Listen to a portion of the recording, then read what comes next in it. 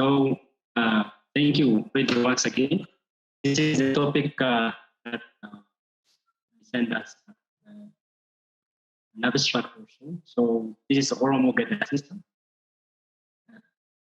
Let me go to the outline. This is the content of my presentation. Briefly, 3 parts: introduction, the Gadaa pillars, and also concluding remarks. So in the first introduction, I'll try to introduce you who are the Oromo in Northeast Africa, and also the system there for millennia. So, and also we'll discuss what's really Gadaa. And we'll focus main at 2 pillars, especially on separation of power in Gadaa system, and also the Gadaa assemblies. And there are also some lessons from the Gadaa assemblies that I'll try to draw to repetition. Finally, conclude to be forwarded. So the Oromo nation, really was the largest Eastern speaking group in the Horn of Africa. Maybe it's more than 40 million people in Ethiopia, and part forced to live in southern part of Kenya. Before their subjugation by Abyssinians at the end of 19th century, the Oromo were self-governing nation, adhered to common set of laws and customs, and were members of military pact, which can be regarded as Pax Oromica, or the peace of the Oromo is the one that drives this community to stick together and govern their affairs together. Until the end of 19th century, they were really one self-governing nation in the Oromo. The Oromo had developed a proto-federal state, republican state, where power and authority revolved around 5 groups. Will come to. So they structured this 5. 5 is really very symbolic for culture. 5 represents our 5 fingers, and our 5 states, and 5 are really very central in political. The Oromo people, I think, one of the enduring African nation written by Mangasha book. These are some of the 3 books I'm sharing with you on Oromo history. One is by Muhammad Hassan. The other is by Baxter, an anthropologist, on being and becoming Oromo. In fact, was really one of the interactive works. And the picture that you see is one of the ritual annual Thanksgiving celebration known as Reja. Takes place every year when the rainy season is over. So thanking God that the rainy season is now over, and we are taking a good environment where harvesting is coming. So Oromo territory, I think Oromo are one of the indigenous people in East Africa. In fact, different literature give different names for this group, but they struggled and moved upwards to some parts of Kenya, some part of Somalia, and some part to the Ethiopia present context, and also to the extent of maybe South Sudan. So they move for different period of times. There are also some claims that there are Oromo people also even to the extent of Rwanda. So this was the Oromia region, and if you see, this is the current map of Oromia Regional State, one of the 12 regional states in Ethiopia. We do have federally structured 12 regional states, and Oromia is one, and the Oromo people are those inhabiting this territory. Let's come to the Gadaa studies. Who really came up with in reporting or finding out the works that we have so far? The first was the work of a Catholic priest, Antonio di Salbeck. In fact, I haven't provided his picture over here. Very old, written in French and later on translated to English. Di Salbeck wrote a book on the great African nation, Horn of Africa. The second one was the one that you see now, the work of Seruli. Seruli tried to understand the structure of the Gadaa system. The other was by Marco Bassi. He is still alive, and he wrote a book on Decisions Under the Shade.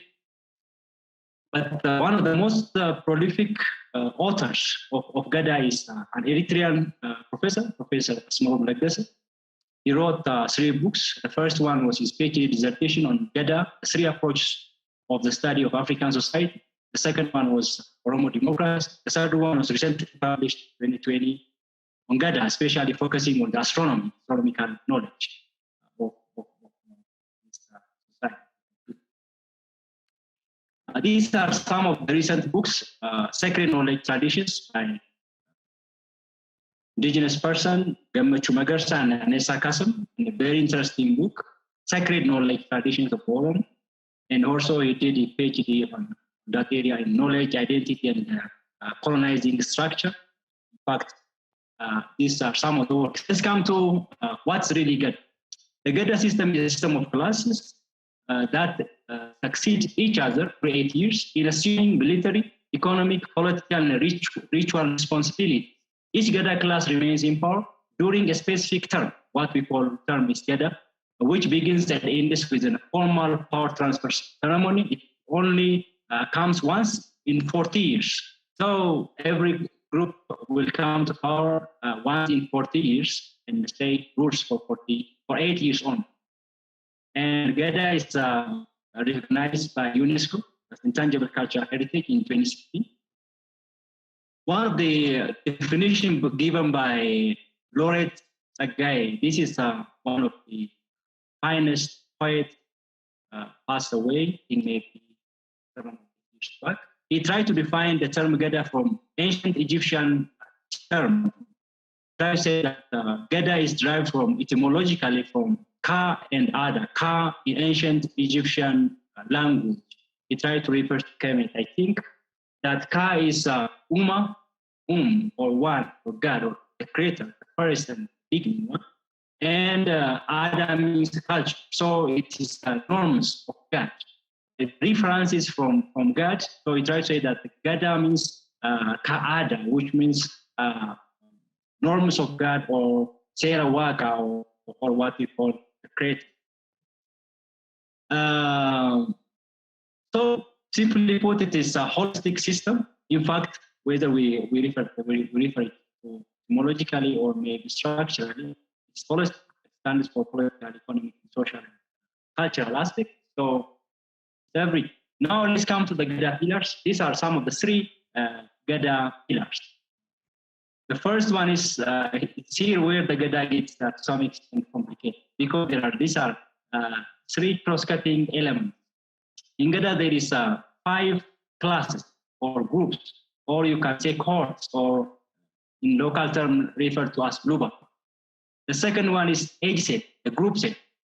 So we do have 10 equally divided age set, or area, or friends. In fact, it's not only age matter, but the senior ones can be classified in one group. And confederacies or moieties, there is a dual system. So if you see this picture, I took it in the context of the Boran community living in the southern Ethiopian part to the northern part of Kenya. They do have 2 moieties, Sabo and Egona, and you see the 5 classes, the Lubas, the first, the second, the third. So every Gadaa class come to power will serve for 8 years. That will be from Kona or maybe from Sabo. That's the moiety. But all lives are divided according to age set. When a child is born, he will be introduced from 0 to 8. I will come to that. From 16 to 24. These are well structured. So you will pass through, and when you assume power only at the age of 14. But you will be appointed or elected at the age of Kusa, which means at the age of 24. So that's 32. Until you assume the power, you will show your responsibility to the community that you're really more committed. So you will not be put on power by your speech, but by your really excellence in practice observed by that. So these are some of the 5 natural governments to make it really more specific. The philosophy of establishing 5 governments derived from 5 natural governments. Every person who have these 5 tenets when assuming power. The first one is the government of man, the government of lion, the government of vulture, the government of running water, and the government of sheep. Of man is wisdom, of lion is to conquer, of vulture is to be economically resourceful, of running water is to be progressive and the sheep is to be authoritarian. So you can't escape these five, and Platonic kind of thinking is really built in these five Gadas. So these are the elders of lion, of vulture, of running water, and of sheep. In fact, sheep represents authoritarianism or status. So these are the five age sets.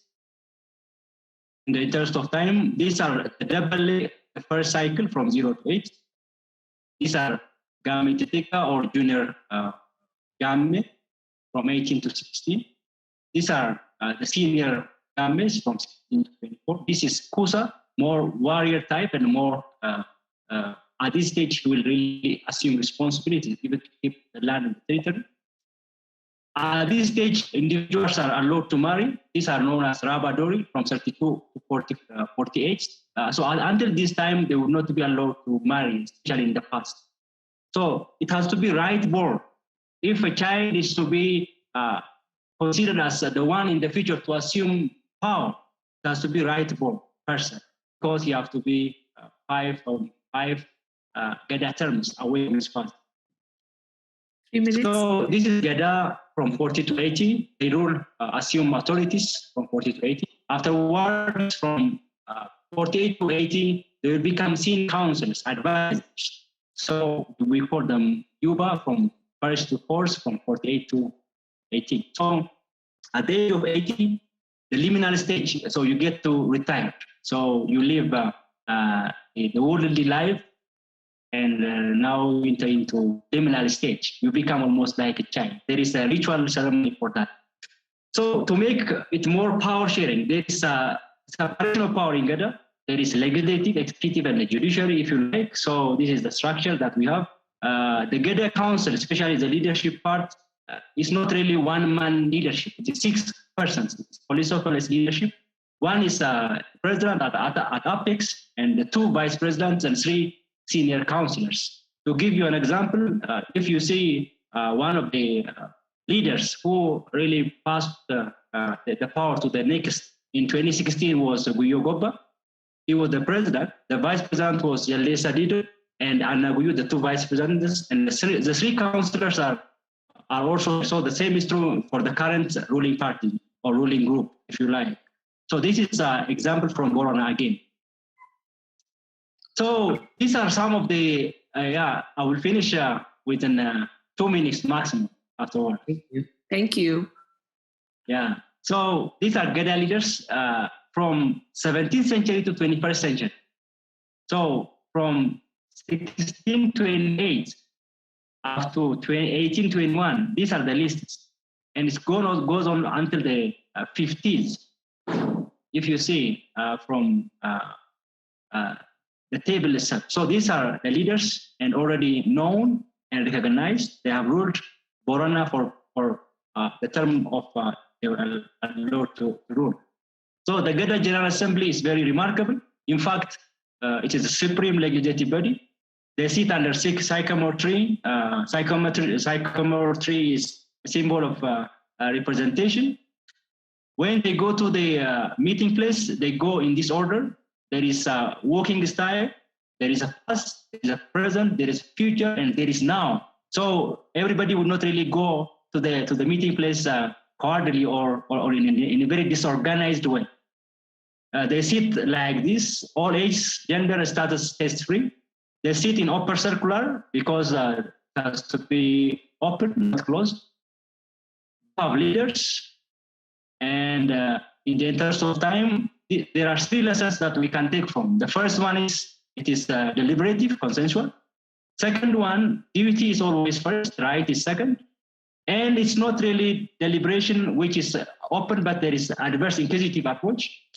So concluding remark, then Gadaa is an egalitarian indigenous system of governance of the people, of the Oromo people. Gadaa functions as parallel to state political institutions in Ethiopia. However, there are 2 good things happening now in Ethiopia. The first one is that there is nowadays customary courts being established across Oromia in all areas. The second one is that there is a curriculum designed for all students from grade 1 to 8. They will take Gadaa course as one course. So having said, thank you so much.